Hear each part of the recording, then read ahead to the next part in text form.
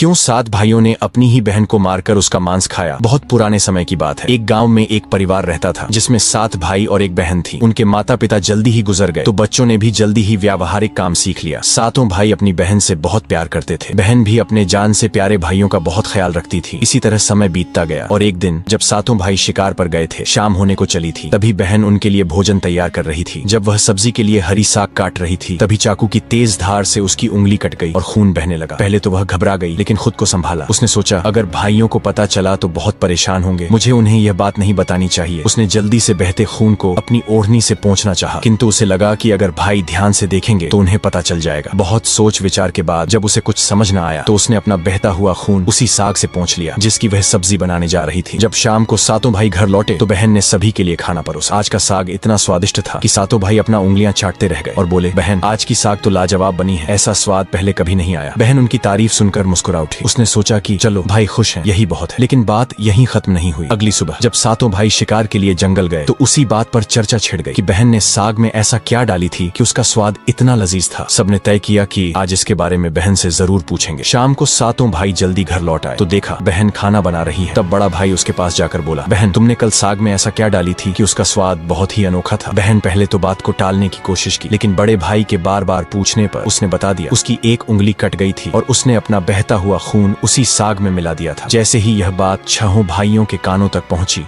तो मानो उनके चेहरे के भाव ही बदल गए। शाम को जब 7 भाई एक साथ बैठे थे तो बड़ा भाई बाकी भाइयों से कहने लगा, सोचो जब बहन के खून की चंद बूंदें इतनी स्वादिष्ट हैं तो उसका मांस कितना स्वादिष्ट होगा। बाकी भाई भी इस क्रूर विचार पर सहमति जताते हुए बोला, हाँ अवश्य ही, बहन का मांस बहुत ही स्वादिष्ट होगा। अब 6 भाइयों को बहन का मांस खाने की लालसा जाग उठी, परंतु सबसे छोटे भाई को यह सुनकर गहरी बेचैनी हुई। उसने सोचा, कैसे हो सकता है कि कोई अपनों के साथ इतना भयानक विचार करे। तभी बड़ा भाई बोला, कल ही हम लोग बहन को शादी का झांसा देकर जंगल ले जाएंगे और तीर मारकर उसको मार डालेंगे, फिर उसका स्वादिष्ट मांस खाएंगे। सभी भाइयों ने हामी भरते हुए बड़े भाई की बात मान ली, लेकिन छोटा भाई अपने भाइयों की बातें सुनकर बहुत परेशान होने लगा। वह अपनी प्यारी बहन को बचाने के लिए बेचैन सा हो गया। वह खुलकर इसका विरोध नहीं कर सकता था क्योंकि 6 भाई एक तरफ थे। अगले दिन बड़े भाई ने बहन को बड़े प्रेम से बुलाया, प्यारी बहन तुम अब शादी के लायक हो गई हो। हमने तुम्हारे लिए एक बहुत ही सुंदर और योग्य वर खोज लिया है। आज हम तुम्हें उसका घर दिखाने ले चलेंगे, तुम तैयार हो जाओ। बहन यह सुनकर बहुत खुश हुई। आखिरकार वह भी अपना घर परिवार बसाने का सपना देख रही थी। वह उत्साह से तैयार हुई और अपने भाइयों के साथ चल पड़ी। रास्ते भर बहन खुश थी, लेकिन इतनी दूर तक चलने के कारण बहन पूरी तरह से थक चुकी थी। तब उसने बड़े भाई से पूछा, भैया मेरा ससुराल अब कितना दूर है। बड़ा भाई मुस्कुराया और सामने की तरफ इशारा करते हुए बोला, देखो वह रहा तुम्हारा ससुराल, वहाँ तुम रानी की तरह राज करोगी। बहन यह सुनकर बहुत खुश हुई और उत्साह से आगे की ओर बढ़ने लगी। लेकिन जैसे वह थोड़ा आगे बढ़ी ही थी कि अचानक उसके सभी भाइयों ने उसे पकड़ लिया। बहन कुछ समझ पाती उससे पहले ही भाइयों ने उसे पेड़ से